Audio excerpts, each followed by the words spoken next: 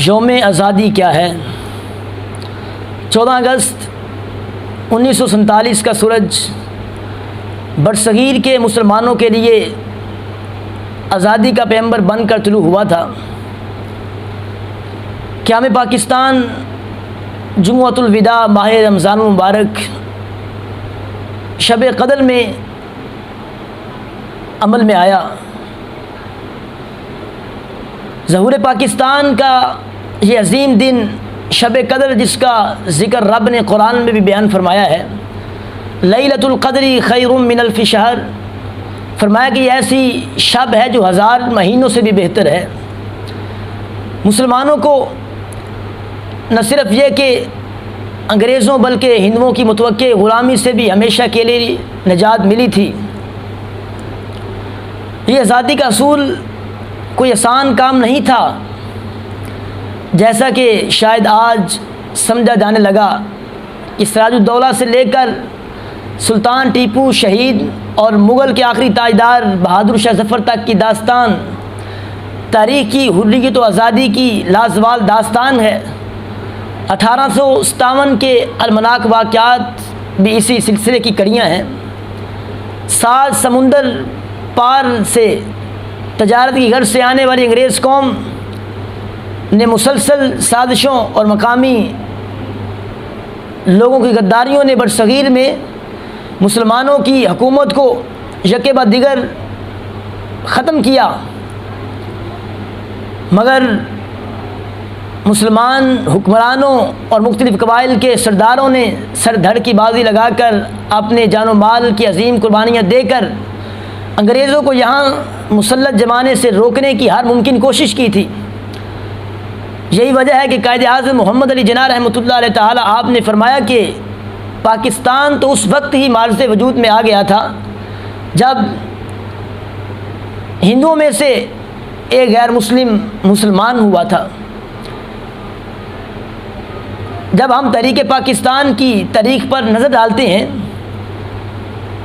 تو تاریخی جدوجہد میں ہمیں یہ بات بالکل واضح نظر آتی ہے کہ برصغیر کے مسلمانوں نے اپنی جداگانہ اسلامی تشخص پر ڈٹے رہے، اور یہی نظریہ پاکستان اور علیحدہ وطن کے قیام کی دلیل ہے۔ قائد اعظم محمد علی جناح رحمۃ اللہ علیہ تعالیٰ نے اس بات کو بار بار اپنی تقاریر، اپنے خطابات میں بیان فرمایا ہے۔ فرمایا کہ یہ دونوں قوموں میں مذہب کا فرق نہیں ہے، صرف آپ نے فرمایا کہ ہمارا کلچر الگ ہے، ہمارا دین الگ ہے، ہمارا دین ہمیں ضابطۂ حیات دیتا ہے اور ہمارا دین ہماری رہنمائی کرتا ہے، اور ہم نے اس ضابطہ کے مطابق اپنی زندگی کو بسر کرنا ہے۔ اور کریم آقا علیہ الصلوۃ والسلام نے بھی ارشاد فرمایا کہ الکفر ملت واحدہ، فرمایا کہ کفر ایک الگ ملت ہے۔ اور اسی بات کو لاہور قلندری علیہ الرحمہ آپ نے لکھا کہ اپنی ملت پر قیاس اقوام مغرب سے نہ کر، خاص ہے ترکیب میں قوم رسول ہاشمی صلی اللہ علیہ وآلہ وسلم۔ تو میرے پیارے پاکستانیوں، یوم آزادی کی اہمیت کیا ہے؟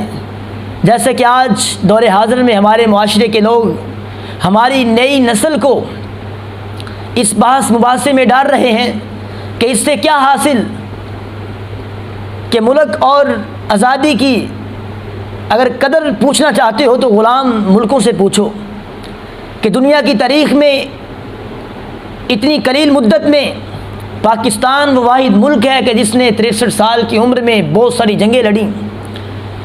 تقسیم کے وقت 1948 کی کشمیر میں جنگ،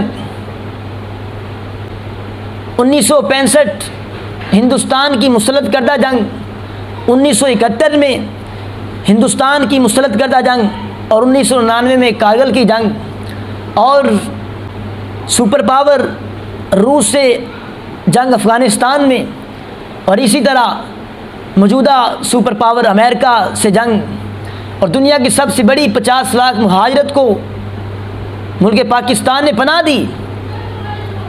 لیکن اس کے باوجود بھی ملک پاکستان زندہ و جاوید بلکہ ایک ایٹمی قوت ہے۔